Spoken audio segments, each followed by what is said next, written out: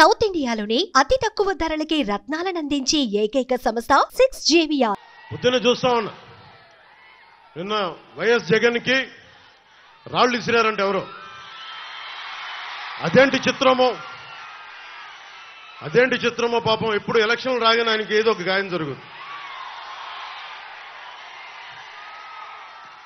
Correct గా election ముందే ఎవరో ఒకరు చచ్చిపోవడం లేదా చంపేయడం.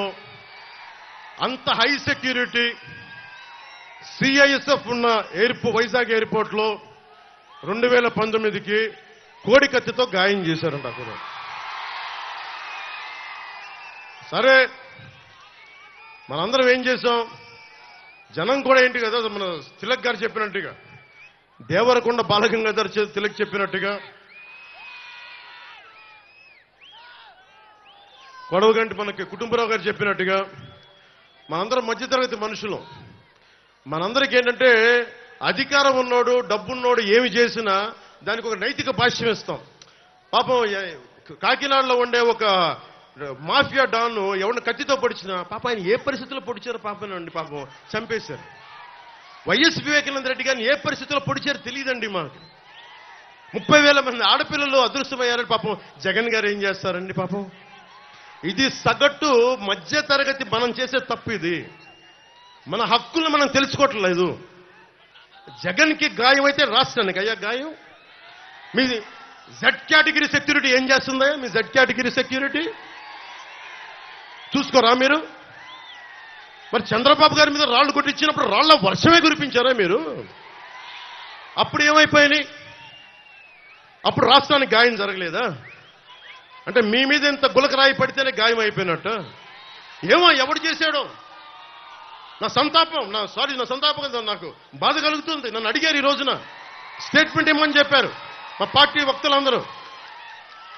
సార్ జగన్ గారికి ఇలా దెబ్బ తగిలింది అంటే నన్ను ఏం చేయమంటారన్న?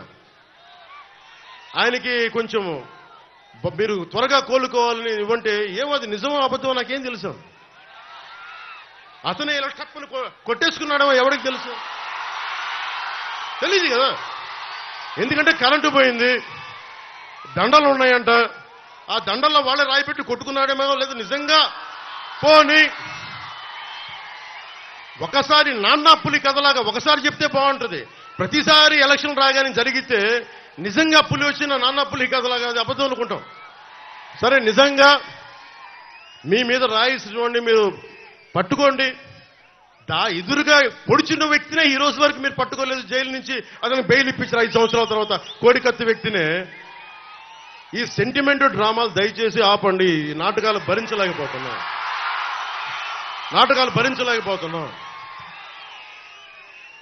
నేను వచ్చేటప్పుడు నా మీద పోలిన రాళ్లు పడతా ఉంటాయి. మనకి పీఆర్పీ టైంలో నేను ఖమ్మం వెళ్తా ఉంటే నా మీద రాళ్ల వర్షం. మా వాళ్ళందరికీ మోకాళ్ళు ఇరిగిపోయినాయి, నాకు ఈపుల మీద రాళ్లు పడ్డాయి. ఆ రోజున చెప్పుకోవడానికి మీడియా కూడా లేదు. మొత్తం కరెంట్ ఆపేశారు రాజశేఖర రెడ్డి గారి ప్రభుత్వం. మరి దెబ్బలు తిని మేము వచ్చాం. నా స్టేజ్లు కూల్చేశారు. కాదు, నేను ముఖ్యమంత్రి కొడుకుని కాదు కదా, ముఖ్యమంత్రిని కాదు కదా. మన కథలు ఎవరికి తెలియవు. జగన్ గారికి ఇంత రాగానే అయ్యయ్యో ఎంత బాధ జరిగిపోయింది. అయ్యయ్యో పాపం. అమర్నాథ్ని తిరుగు తోటలో కాల్ చేస్తే పాపం లేదు. అది వైసీపీ వాళ్ళకి పట్టదు. రేపల్లెల్లో ఒక ఆడపడుచుని దారుణంగా భర్త ముందు మనకి మానాన్ని పాడు చేస్తే పాపం దొంగతనం చేయడానికి వచ్చారండి. అలా అనుకోలేదండి. దొంగలని దుర్మార్గుల్ని వెనకేసుకొచ్చే వస్తే మనుషులు.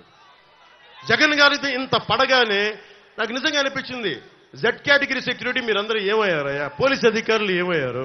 డీజీపీ గారు ఏమైపోయారు? ఇంటెలిజెన్స్ ఆఫీసర్ గారు ఏమైపోయారు మీరంతా? ఒక అందరినీ దాడి చేసే వ్యక్తి అతని మీద దాడి చేయడానికి ఎవడన్నా సంతోషిస్తాడు? మనకి నిజంగా సాహసిస్తాడా? నిజంగా ఇంత యంత్రాంగం ఉండి పట్టుకోవడానికి మీకు ఎంతసేపు పట్టుకోవడానికి? రేపొద్దున ఎవడన్నా పట్టుకుని కూడా వాళ్ళు ప్రేరేపించారు, వీళ్ళు మీ వాడే చేశాడేమో.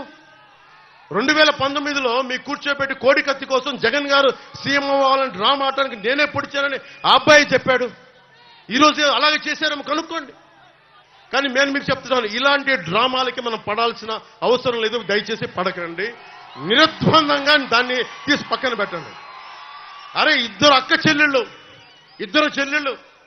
సొంత చెల్లెళ్ళు అరే మా నాన్నగారిని చంపేశారు, మా చిన్నాయని చంపేశాడంటే అడ్డగోలుగా బద్దలు కొట్టి కత్తితో పొడిచి పొడిచి పొడిచి చంపితే అందరూ గుండెపోటు వచ్చి పడిపోయాడండి, గుండెపోటు వచ్చి పడిపోయింది. వీళ్ళ కథలు మనం ఎలా నమ్ముతాం?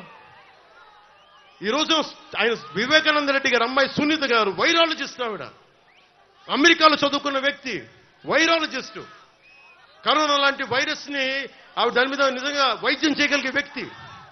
ఆవిడ కూర్చొని నా తండ్రిని చంపేశారు, నా తండ్రిని చంపారంటే ఒక్క పోలీస్ అధికారి దాని మీద మాట్లాడు.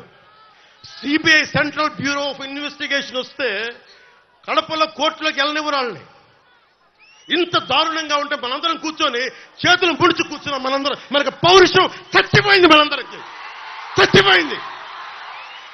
ఎందుకు నేను వ్యతిరేక ఓటును చీలద్దు చీలద్దు చీలద్దు ఎందుకంటానంటే ప్రజాస్వామ్యాన్ని కూలి చేసేవాడు ఒకడు కూర్చొని మనందరినీ పొడుస్తా చంపుతా దోపిడీ చేస్తా ఉంటే ఎంతకాలం భరిస్తాం? ఎంతకాలం?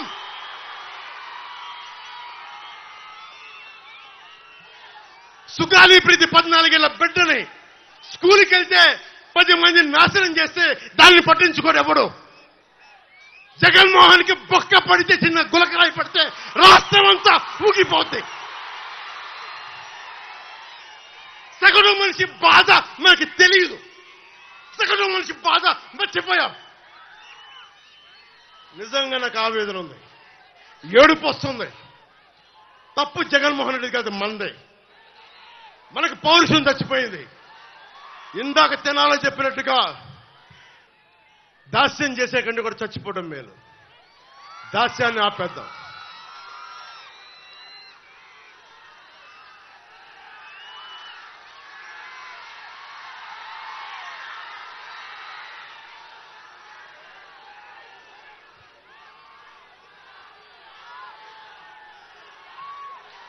I don't want to be politically right. I don't want to be diplomatically right. I don't want to be convenient. I want to be right. అందుకని డిప్లొమసీ పక్కన పెట్టి గుండెల లోతుల నుంచి రాజకీయం చేద్దాం, గుండెల లోతుల నుంచి పాలిటిక్స్ చేద్దాం. మనం ఎవరం కులాలకి ప్రాంతాలకి దాటి గుంటూరు వినుకొండలో పుట్టిన జాషువా ఆయన స్ఫూర్తితోటి విశ్వనరుడి స్ఫూర్తిని తీసుకెళ్తే తప్ప ఈ ప్రభుత్వాలని మనం మార్చలేం. చంద్రబాబు గారికి, ముఖ్యంగా ఆలపాటి రాజా గారికి చాలా చాలా ధన్యవాదాలు. సుమన్ టీవీలో మీ పర్సనల్ అండ్ బిజినెస్ ప్రమోషన్స్ కోసం కింది నెంబర్కి కాంటాక్ట్ చేయండి.